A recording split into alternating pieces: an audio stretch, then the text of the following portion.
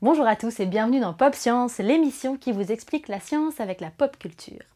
Aujourd'hui, on va tâcher de vous expliquer pourquoi Homo sapiens a conquis la planète avec Friends.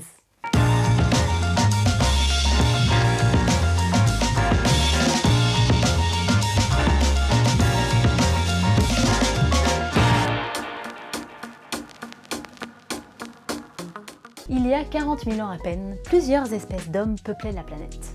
Il y avait bien sûr Homo sapiens sapiens, nos ancêtres, mais aussi Homo neanderthalis, l'homme de Néandertal, Homo denisovanensis, l'homme de Denisova, et bien d'autres encore.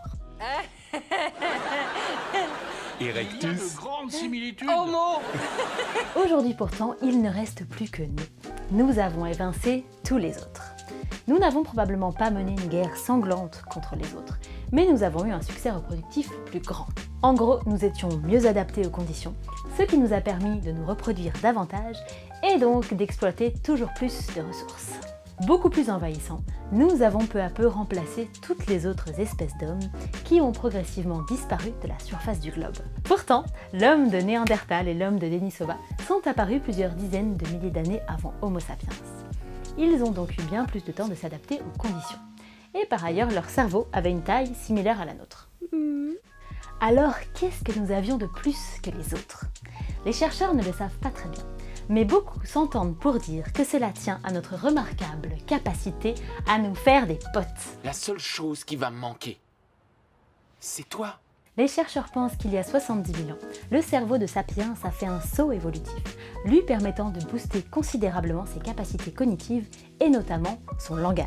Cette petite révolution aurait grandement facilité la communication avec les autres membres du groupe et permis la mise en place de très nombreux réseaux d'entraide.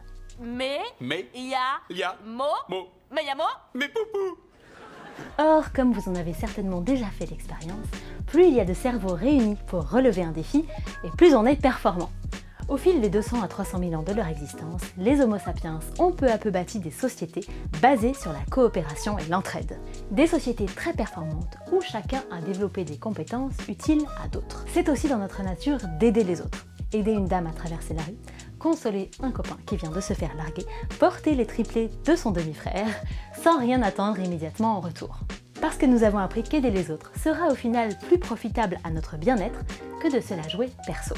C'est grâce à cette capacité à tisser des liens, à échanger, à coopérer, que les humains ont fait des choses incroyables. Ils ont construit les pyramides d'Égypte, bâti des cathédrales et envoyé des hommes sur la Lune. 9, 8, 7, aïe! Allons-y, décollage! Notez qu'avec ces réseaux de coopération à l'échelle mondiale, nous sommes devenus très dépendants les uns des autres. Nous ne savons plus subvenir seuls à nos besoins.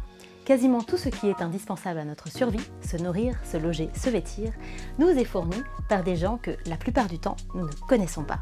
Joey, par exemple, il est acteur.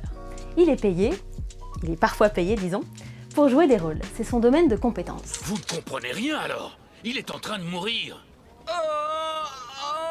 Coupé!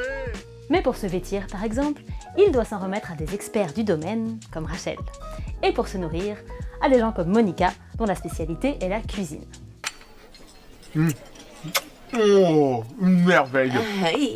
La fameuse révolution cognitive et le puissant système social qui en a découlé a fait de nous les maîtres du monde.